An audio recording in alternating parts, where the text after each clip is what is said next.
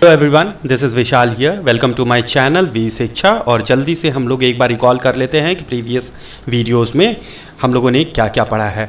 मैं ये रिवीजन हर वीडियो में प्रीवियसली क्या क्या हम लोग पढ़े हैं वो रिवीजन इसलिए करता हूँ सो दैट कि आप लोगों को अच्छे से मेमोराइज हो जाए, आप लोगों के दिमाग में बैठ जाए कि क्या हम लोग पढ़े हैं, ठीक है, या इस कोर्स में क्या क्या दिया हुआ है।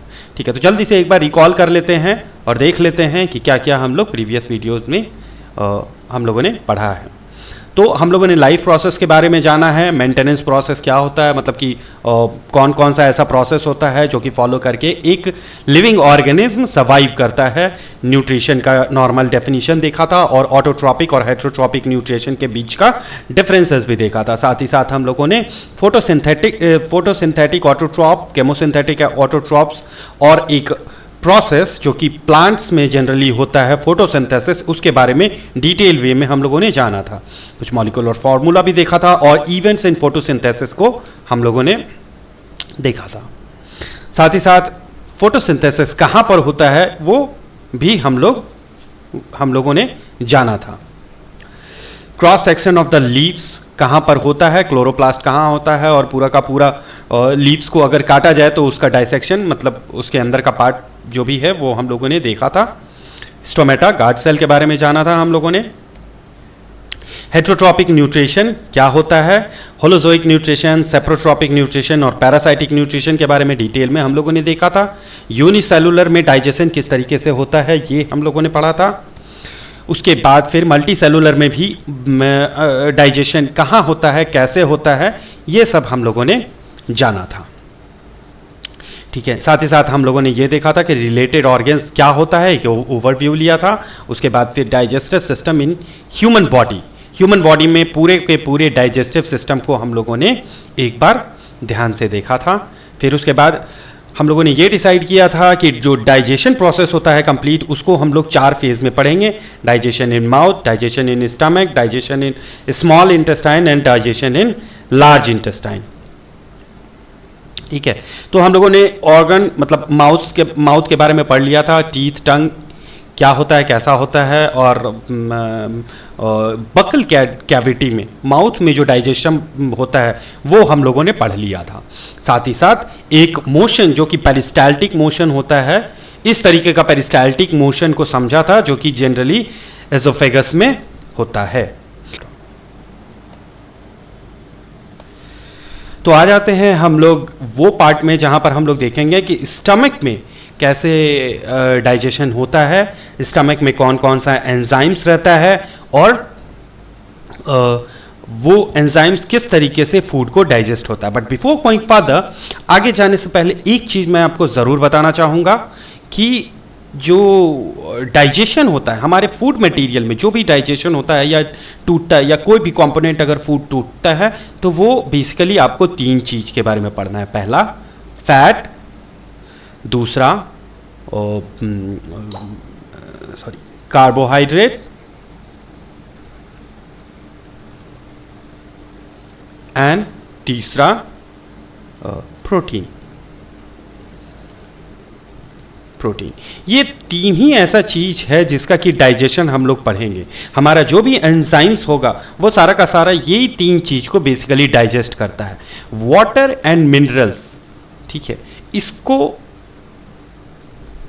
डाइजेस्ट नहीं किया जाता है। अगर कोई आपसे सवाल करे या कॉम्पिटिटिव एग्जामिनेशन हो और उसमें पूछा जाए कि कौन सा ऐसा फूड कंपोनेंट है जो कि डाइजेस्ट नहीं होता है, और ऑप्शन में फैट हो, कार्बोहाइड्रेट हो, प्रोटीन हो और मिनरल हो, तो आप लिख सकते हैं मिनरल पे आप टिक लगा सकते हैं कि मिनरल एक ऐसा चीज़ है जो कि डाइजेस्ट नहीं होता है।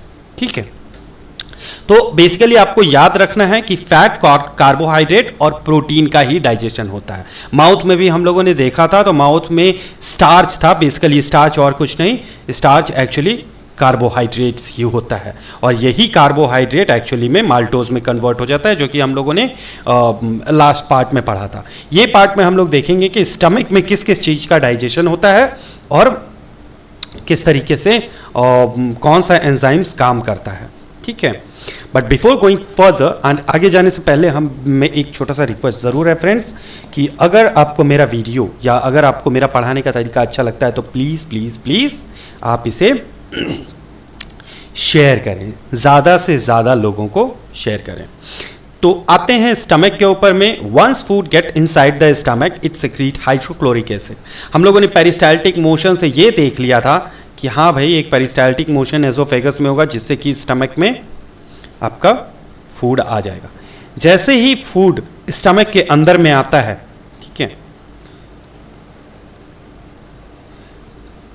ये एक लिक्विड है, स्टमक के अंदर एक लिक्विड होगा, जो कि लिक्विड आता कहाँ से है, तो इस स्टमक के जो इनर पार्ट है, ठीक है, स्टमक का जो ये इनर पार्ट होता है, यहीं से एंजाइम्स वगैरह रिलीज होता है। तो सबसे पहले यहाँ रिलीज होता है HCl, मतलब हाइड्रोक्लोरिक एसिड। जैसे ही खाना यहाँ पर आता है, वो खाना ये स्टमक में आता है, HCl रिलीज करता है, मतलब स्टमक का जो इनर लाइन है वो HCl एसिड को रिलीज करेगा। HCl मतलब होता है हाइड्रोक्लोरिक एसिड। हाइड्रोक्लोरिक एसिड क्या करता है, तो इस फूड मटेरियल में जो भी बैक्टीरियाज आता है, मतलब खुदा न खास्ता ऐसे तो नहीं आता है, ठीक है, लेकिन अगर इन केस अगर किसी तरह का बैक्टीरिया या किसी तरह का जर्म्स आ जाता है तो वो HCl इसको मार देता है, ठीक है।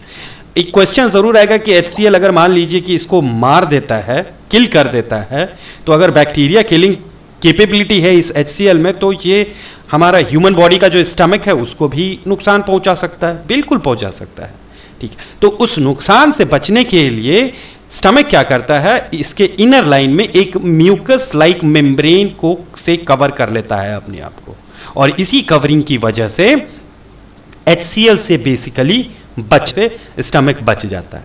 तो HCl का बेसिक काम क्या हुआ कि ये बैक्टीरिया को मार देता है और साथ ही साथ जो 3 अदर एंजाइम्स होते हैं उसको सिक्रीट करने लग जाता है, मतलब कि उसको एक्टिवेट कर देता है, और ये जो इनर लाइनिंग है स्टमक का, यहीं से बाकी 3 एंजाइम्स भी रिलीज होने लगते हैं। वो 3 एंजाइम्स क्या होते हैं वो हम लोग आगे के स्लाइड में पढ़ेंगे।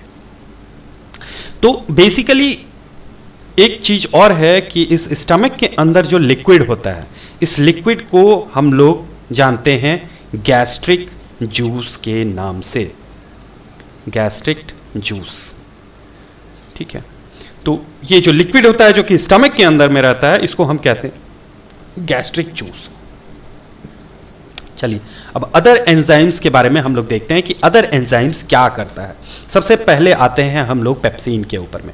पेप्सिन क्या करता है, it convert protein into peptones, ठीक है, आपको यही याद रखना है। पेप्सिन क्या करता है, फर्स्ट ऑफ ऑल ये याद रखना है कि स्टमक से रिलेटेड 4 केमिकल्स है, पहला HCl, दूसरा पेप्सिन, तीसरा रेनिन और चौथा लाइपेज। अब एक एक करके जानते हैं कि ये चारों एंजाइम्स क्या करता है। HCl का तो ऑलरेडी पिछले स्लाइड में मैंने आपको बता दिया कि वो बैक्टीरिया को किल कर देता है और अदर एंजाइम्स को एक्टिवेट कर देता है, ठीक है। तो अब दूसरा जो पेप्सिन होता है वो क्या करता है, तो वो प्रोटीन को पेप्टॉन्स में कन्वर्ट कर देता है ब्रेक करके, ठीक है। अभी क्या होता है प्रोटीन और पेप्टॉन्स, इसका बेसिक चीज आप जान लीजिए।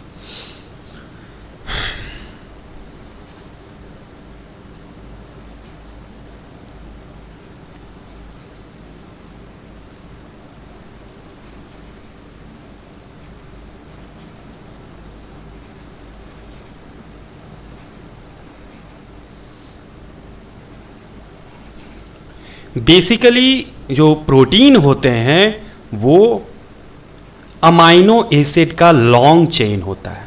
ए मतलब amino acid, sorry, amino acid. Handwriting के लिए सॉरी फ्रेंड्स, थोड़ा हैंडराइटिंग मेरा उतना अच्छा नहीं है, तो please excuse me for my very bad handwriting, ठीक है। तो ए यहाँ पर अमाइनो एसिड है, इसको अमाइनो एसिड मान लीजिए, ये अमाइनो एसिड है।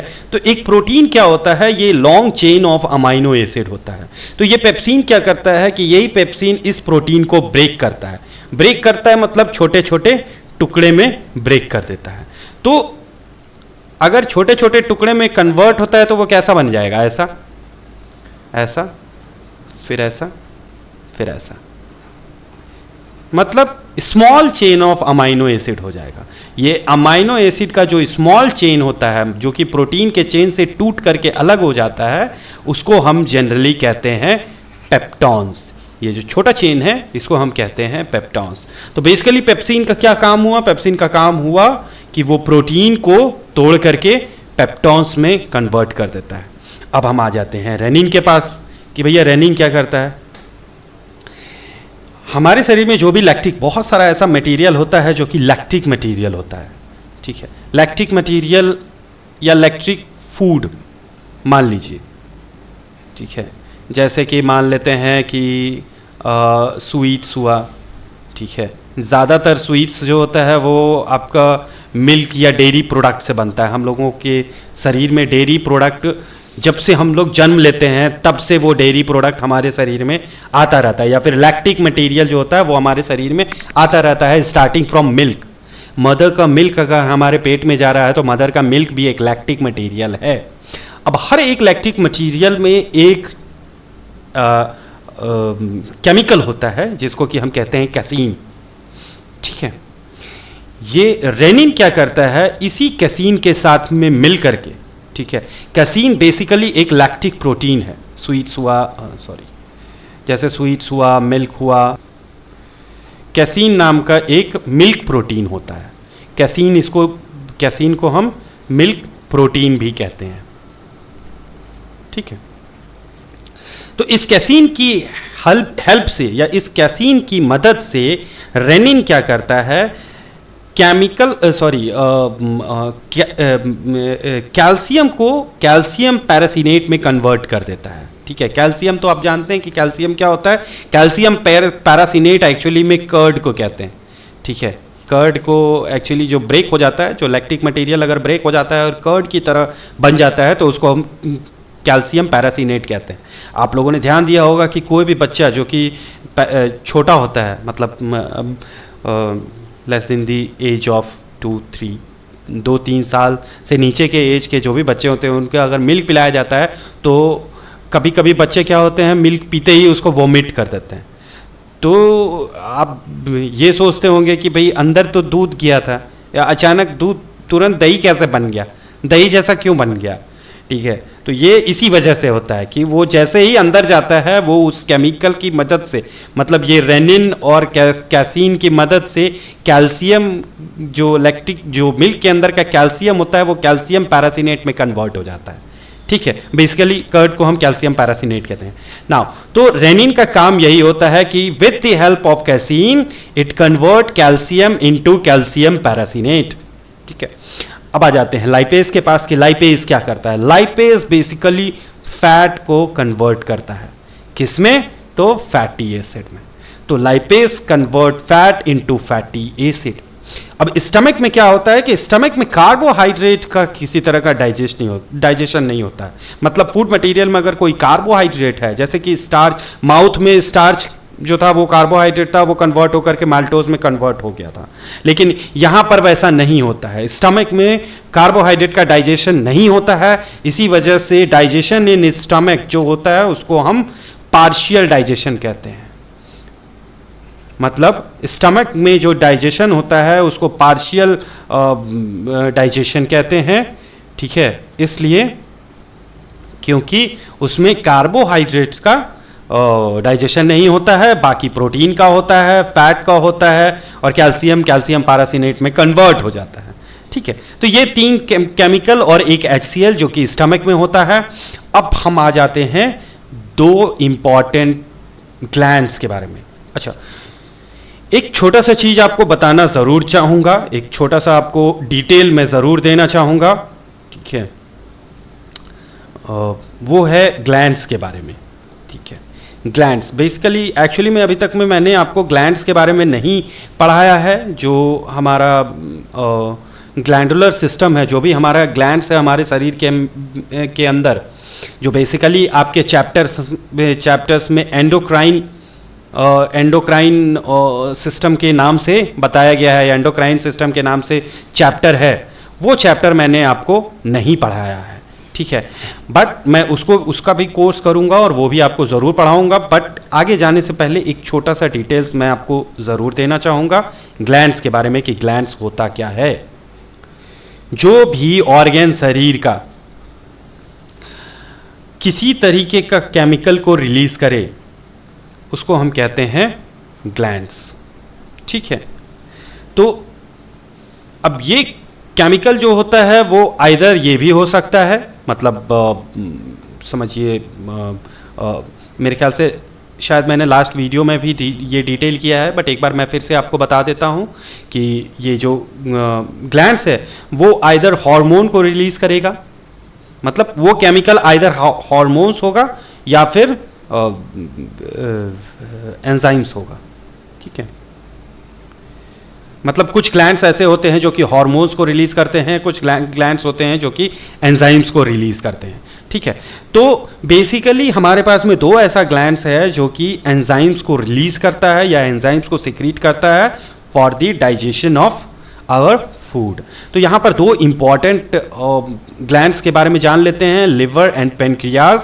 फर्स्ट ऑफ ऑल लीवर के बारे में जानते हैं, एक छोटा सा डिटेल ले लेते हैं कि लीवर हमारे शरीर का सबसे बिगेस्ट इंटरनल ऑर्गन होता है, इंटरनल ऑर्गन होता है, ठीक है।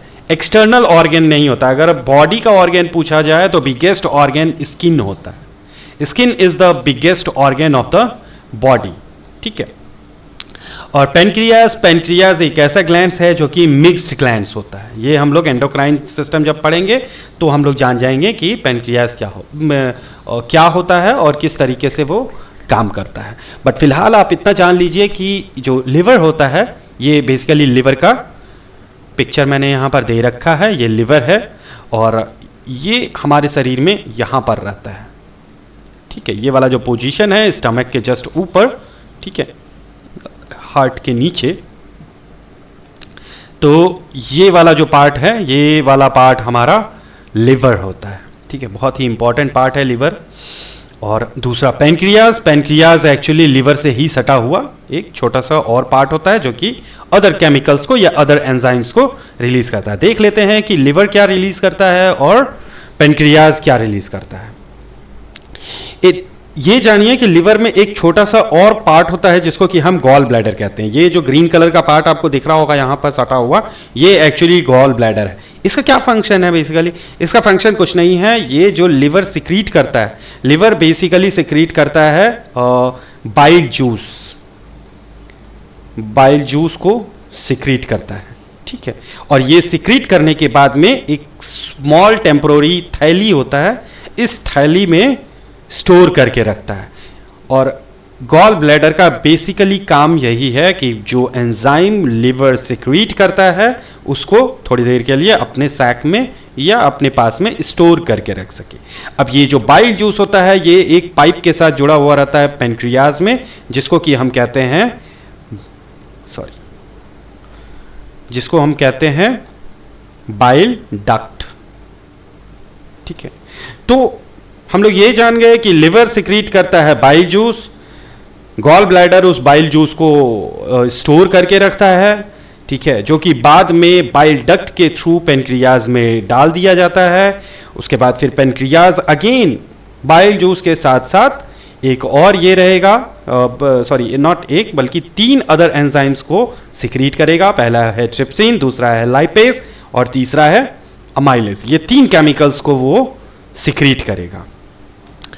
अब हम लोग आगे जानेंगे कि इस 3 केमिकल्स का काम क्या है और नॉट 3 बल्कि ये चारों केमिकल का क्या काम होता है, क्या काम फंक्शन होता है। यहाँ पे आपको एक छोटा सा और पार्ट दिख रहा होगा, बेसिकली ये स्प्लीन है, ठीक है। जब हम लोग सर्कुलेशन सिस्टम, जब ब्लड के बारे में पढ़ने लगेंगे तो स्प्लीन का डिटेलिंग आएगा, मतलब स्प्लीन के बारे में मैं वहाँ आपको बताऊँगा। फिलहाल आप ये जान लीजिए कि ये स्प्लीन होता है, ठीक है। तो यहाँ एक और चीज़ मैं आपको बताना चाहूँगा कि ये जो केमिकल होता है या ये जो जूसेस है जो कि पेनक्रियाज से रिलीज हो रहा है, इसको हम कहते हैं पेनक्रियाटिक जूस। जैसे कि स्टमक में जो लिक्विड था उसको हम लोग कहते थे गैस्ट्रिक जूस, बट पेनक्रियाज में जो जूस रहेगा या पेनक्रियाज में जो लिक्विड रहेगा उसको हम कहेंगे पेनक्रियाटिक जूस। ठीक है, चलिए आगे बढ़ते हैं और हम लोग आ जाते हैं स्मॉल इंटेस्टाइन में। ठीक है, हम लोगों ने अभी तक में डाइजेशन कहाँ कहाँ पढ़ लिया? पहला तो हम लोगों ने पढ़ लिया माउथ में, दूसरा हम लोगों ने पढ़ लिया स्टमक में। अब हम लोग पढ़ेंगे कि इंटेस्टाइन, जो स्मॉल इंटेस्टाइन होता है, उस स्मॉल इंटेस्टाइन में डाइजेशन कहाँ होता है, अब्जॉर्प्शन कहाँ होता है, ये सारा का सारा चीज़ हम लोग देख लेंगे। बट यहाँ पर आपको दो चीज़ ज़रूर दिखेगा इस फोटोग्राफ में। ये जो पतला सा पार्ट है, ये है। अब बेसिकली एक क्वेश्चन आता है छोटा सा कि भाई ये जो स्मॉल इंटेस्टाइन होता है ये लंबा होता है। ठीक है, काफ़ी लंबा होता है, मतलब in comparison with large intestine ये स्मॉल इंटेस्टाइन बहुत बड़ा होता है। ठीक है, अप्रॉक्स सम 6 मीटर के करीब का होगा। I am not sure about that, but लगभग उतना ही होगा। तो स्मॉल इंटेस्टाइन इस लार्ज इंटेस्टाइन के कंपैरिजन में छोटा होता है, बड़ा होता है, लेकिन फिर भी उसको हम स्मॉल इंटेस्टाइन कहते हैं। That is only because of its thickness. इसका जो डायामीटर होता है, इसका जो रेडियस होता है, उस रेडियस इस लार्ज इंटेस्टाइन के कंपैरिजन में छोटा होता है, इसी वजह से हम इसको स्मॉल इंटेस्टाइन कहते हैं। अब ये स्मॉल इंटेस्टाइन, ये वाला जो पार्ट है, ठीक है, मतलब ये वाला जो पार्ट है, ये हमारे बॉडी में इस जगह पर रहता है, पेट के पास। ठीक है, ये हमारा एब्डोमिनल है।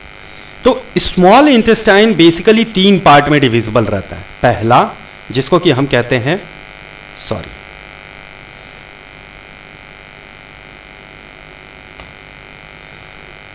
तो स्मॉल इंटेस्टाइन बेसिकली 3 पार्ट में डिविजिबल होता है। पहला पार्ट होता है ड्योडेनम, जो कि यहां से लेकर यहां तक रहता है। ठीक है, दूसरा पार्ट होता है जेजुनम जिसको कहते हैं, वो यहां से यहां तक में रहेगा। ठीक है, और तीसरा जो पार्ट होता है उसको हम कहते हैं इलियम, जो कि यहां पर रहता है। तो 3 पार्ट में डिविजिबल रहता है, डिपेंड अपॉन देयर वर्क। ये जो जैसा काम करता है उस काम की वजह से तीनों को हम लोग डिवाइड करते हैं 3 पार्ट में, और एक एक करके देखते हैं कि कौन से पार्ट में डाइजेशन होता है और जो पेनक्रियाटिक जूस था वो कहाँ काम करता है। हम लोगों ने, अच्छा, ये छोटा सा सवाल था जो कि लास्ट स्लाइड में मैंने आपको ऑलरेडी बता दिया कि दो small intestine is longest one, but it is called small intestine as compare to the large intestine. Small intestine is longer one, but called small intestine due to its radius और thickness. The thickness of small intestine is less than the large intestine. What is the function of bile juice? ये एक function हम लोग अभी देख लेते हैं कि जो लिवर से सिक्रीट कर रहा था, जो पार्ट, मतलब जो लिक्विड लिवर से सिक्रीट कर रहा था, उसका फंक्शन क्या है। It act on large fat molecules to form smaller globules by which efficiency of digestion increases. मतलब कि जैसे अगर मान लीजिए फैट मॉलिक्यूल्स, जब खाना टूटता है, टूटने के बाद ब्रेक होता है, तो जो फैट मॉलिक्यूल्स होता है वो जनरली लिक्विड, जिस तरीके से आप वाटर के ऊपर में अगर तेल को फैला दीजिए तो तेल एक बड़ा सा ड्रॉपलेट में तैरता हुआ ऐसे करके दिखेगा। तो फैट भी हमारे शरीर के अंदर में लिक्विड कुछ इसी तरीके से दिखेगा। ठीक है, तो ये बाइल जूस क्या करता है, बाइल जूस इसके साथ में मिलता है और मिलने के बाद में इस पूरे के पूरे फैट मॉलिक्यूल्स को छोटे छोटे ड्रॉपलेट्स में कन्वर्ट कर देता है। ठीक है, तो छोटे ड्रॉपलेट्स को डाइजेस्ट करना ज़्यादा आसान है इन कंपैरिजन विथ बड़े ड्रॉपलेट्स को। ठीक है, तो ये छोटा इस तरह का ड्रॉपलेट्स को कन्वर्ट कर देता है। तो बेसिकली बाइल जूस का काम क्या है, ये लार्ज फैट मॉलिक्यूल्स में एक्ट करता है, मतलब लार्ज फैट मॉलिक्यूल्स के साथ में मिलता है to form smaller globules by which efficiency of digestion increases. और इसकी वजह से क्या होता है कि डाइजेशन का एफिशिएंसी इंक्रीज कर जाता है। अब ये जो प्रोसेस है जिस प्रोसेस की वजह से बड़े मॉलिक्यूल्स छोटे मॉलिक्यूल्स में कन्वर्ट हो गए, उस प्रोसेस को बेसिकली हम लोग कहते हैं इमल्सिफिकेशन। ठीक है, कभी कभी क्वेश्चन भी आ जाता है कि व्हाट इज इमल्सिफिकेशन, तो आप इजीली बता सकते हैं कि इमल्सिफिकेशन एक ऐसा प्रोसेस है जहां पर बाइल जूस बड़े फैट मॉलिक्यूल्स को स्मॉलर ग्लोब्यूल्स लाइक स्ट्रक्चर में कन्वर्ट कर देते हैं दैट, और वो छोटा वाला जो मॉलिक्यूल्स होता है उसकी वजह से डाइजेशन का एफिशिएंसी इंक्रीज करता है। हेंस द प्रोसेस, जो ये जो कंप्लीट प्रोसेस है इसको हम इमल्सिफिकेशन कहते हैं। चलिए आगे बढ़ते हैं और देख लेते हैं कि जो तीनों एंजाइम्स जो कि लिवर से होते हुए आया था, मतलब ये आपका अगर मान लीजिए कि लिवर था, यहाँ पर ये पेनक्रियास लगा हुआ था, ठीक है, ये इस तरीके का पेनक्रियास था, यहाँ पर आपका स्प्लीन बना हुआ था, ठीक है, और यही पेनक्रियास जो होता है वो जनरली वो हाँ, और यहाँ पर आपका स्टमक था, ठीक है, तो स्टमक से फिर उसके बाद स्मॉल इंटेस्टाइन में यहाँ आ गया था, ठीक है, तो इस स्मॉल इंटेस्टाइन में ये पेनक्रियास जुड़ता है और अपना तीनों केमिकल उस पेनक्रियास के अंदर उस स्मॉल इंटेस्टाइन में छोड़ देता है। तो स्मॉल इंटेस्टाइन में जहाँ ये अपना केमिकल रिलीज करता है या अपना एंजाइम सीक्रीट करता है, वो वाला पार्ट होता है ड्यूोडेनम वाला पार्ट।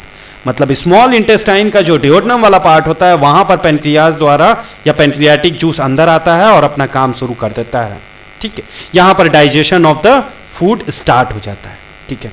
अब ये जो केमिकल रिलीज किया है, देखते हैं कि ये तीनों केमिकल क्या क्या काम कर रहा है और किसको किसको ब्रेक कर रहा है। Trypsin, it convert protein into peptones, जैसा कि मैंने लास्ट स्लाइड में आपको बताया था कि वो लॉन्ग चेन ऑफ प्रोटीन जो होता है उसको अगेन बचा हुआ जो भी प्रोटीन बच गया है उसको अनडाइजेस्टेड प्रोटीन होता है उसको पेप्टॉन्स में कन्वर्ट कर देता है, ठीक। दूसरा amylase, it convert starch into maltose, जो हमारे फूड में स्टार्च रहता है उस स्टार्च को माल्टोज में कन्वर्ट कर देता है। तो basically one maltose molecule is equal to 2 molecule of sugar होता है, मतलब ग्लूकोज, ठीक है, शुगर ये होता है। तो अमाइलेज बेसिकली क्या करता है, तो amylase convert starch into maltose. Third lipase क्या करता है, it convert fat into fatty acids and glycerols. ये लाइपेज क्या करता है, फैट को फैटी एसिड में कन्वर्ट कर देता है। नाउ एक चीज ध्यान दीजिए, जो मैंने शुरुआत में आपको बताया था कि भाई डाइजेशन जो होता है वो डाइजेशन फूड के 3 ही चीज का डाइजेशन करता है, ठीक है, वो क्या क्या था, पहला था फैट, उसके बाद था कार्बोहाइड्रेट या फिर स्टार्च, और तीसरा क्या था, प्रोटीन। यहां पर देखिए उस तीनों चीज का डाइजेशन भी हो रहा है, तो हम यहां पर कह सकते हैं कि कंप्लीट डाइजेशन प्रोसेस यहां पर हो रहा है, ठीक है। चलिए, तो बेसिकली हम लोगों का यहां तक हम लोगों ने देख लिया, अभी तक में हम लोगों ने पढ़ लिया कि डाइजेशन इन माउथ हम लोगों ने देख लिया। यहां पर डाइजेशन इन माउथ मतलब यहां पर क्या हो रहा था, तो माउथ में स्टार्च कन्वर्ट हो रहा था, इस किसमें, माल्टोज में कन्वर्ट हो रहा था, ठीक है, सलाइवरी अमाइलेज की वजह से। मतलब देखिए अमाइलेज जहां जहां पर भी है, यहां पे भी अमाइलेज है तो वो स्टार्च को माल्टोज में कन्वर्ट कर रहा है। माउथ में भी अगर ये अमाइलेज है तो वो क्या कर रहा है, डाइजेशन कर रहा है स्टार्च का इनटू माल्टोज, ठीक है। उसके बाद फिर हम लोगों ने देख लिया कि डाइजेशन इन स्टमक, उसके बाद फिर हम लोगों ने देखा डाइजेशन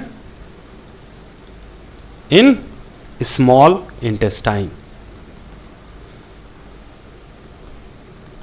तो स्मॉल इंटेस्टाइन में जो ड्यूोडेनम वाला पार्ट है, ड्यूोडेनम में डाइजेशन क्या क्या हुआ, कैसे कैसे हुआ, माउथ में क्या क्या हुआ, कैसे कैसे हुआ, और स्टमक में क्या हुआ और कैसे कैसे हुआ। साथ ही साथ हम लोगों ने यह भी देख लिया कि लिवर, गॉल ब्लैडर और पेनक्रियास ये क्या काम कर रहा है डाइजेशन प्रोसेस में। तो बेसिकली एंजाइम्स को सिक्रीट कर रहा है। तो लिवर और इसको पेनक्रियास को हम एक तरह का ग्लैंड कह सकते हैं। प्लीज़ शेयर कीजिए, अगर आपको अच्छा लगता है तो लाइक कीजिए और ज़्यादा से ज़्यादा इसको शेयर कीजिए। ठीक है, कहते हैं ना, ज्ञान बांटने से बढ़ता है। तो मिलते हैं हम लोग नेक्स्ट वीडियो में, नेक्स्ट क्लास में। तब तक के लिए have a nice day. Thank you very much. Bye bye.